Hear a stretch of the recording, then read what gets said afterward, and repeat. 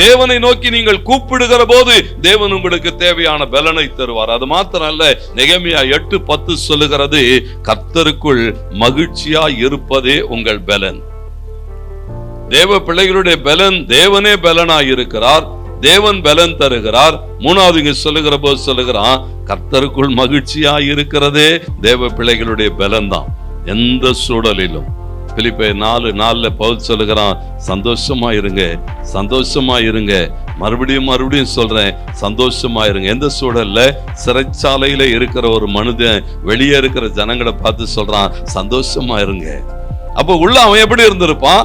அவன் சந்தோஷமா இருக்கிற, ஏன்னா எந்த சூழல்களும் அல்ல, இவைகளை தாண்டி நான் தேவனுக்குள் இருக்கிறேன். அங்க வாசிக்கிறோம், சங்கீதம் 64:10 சொல்லுகிறது, நீதிமான் கர்த்தருக்குள் மகிழ்ந்து அவரை என்ன செய்வானா? நம்புவான். தேவனை நம்புவான். சூழல்களுக்கு நடுவிலே போகும்போதும் கர்த்தருக்குள் நான் வாழ்ந்து கொண்டு இருக்கிறேன், என் தேவனுக்குள்ள இருக்கிறேன், என் தேவனுக்குள்ளே நான் மகிழ்ச்சியா இருப்பேன், சூழல்கள் அல்ல.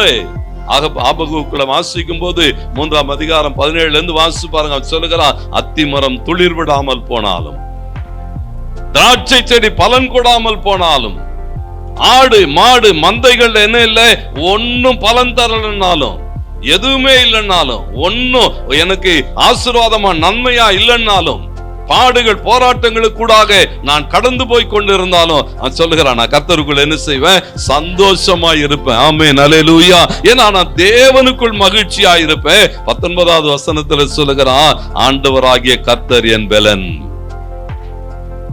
அவர்தான் என் பலன். நான் மகிழ்ச்சியா இருப்பேன், சந்தோஷமா இருப்பேன். இவைகள் எல்லாம் மாறி போகும். அவர்தான் என் பலன். அவர் என் கால்களை மான் கால்களை போலாக்கி என்னை உயர் ஸ்தலங்களிலே கொண்டு போய் நிறுத்துவார்.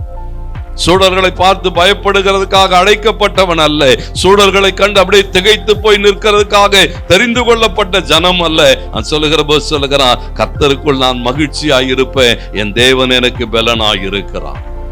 ஒவ்வொரு நாளும் பாருங்க, இது எதனால வருகிறதுன்னு சொன்னா, தேவ பிள்ளைகள் தேவனுக்குள்ளாக வாழ்கிற அந்த வாழ்க்கை இருக்கு பாருங்க, தேவனை நம்பி வாழ்கிற வாழ்க்கை இருக்கு பாருங்க, தேவனை சார்ந்து வாழ்கிற வாழ்க்கை இருக்கு பாருங்க, அதுதான் அவனுக்குள்ள ஒரு மகிழ்ச்சியை கொண்டு வரும். என் ஆண்டவர் பார்த்து கொள்ளுவான், எல்லாத்தையும் என் தேவன் பார்த்து கொள்வார். அவர் கையில எல்லாவற்றையும் ஒப்பு கொடுத்திருக்கிறேன், என் தேவன் எனக்காக என்ன செய்வார்? சொல்றான் தாவீது, அப்படிதான் சொல்லுகிறான், கர்த்தர் எனக்காக யாவையும் செய்து முடிப்பார். நான் ஒன்னும் அதை குறித்து கவலைப்பட வேண்டியதில்லை, கர்த்தருக்குள் எப்பொழுதும் சந்தோஷமாய் இருப்பேன்.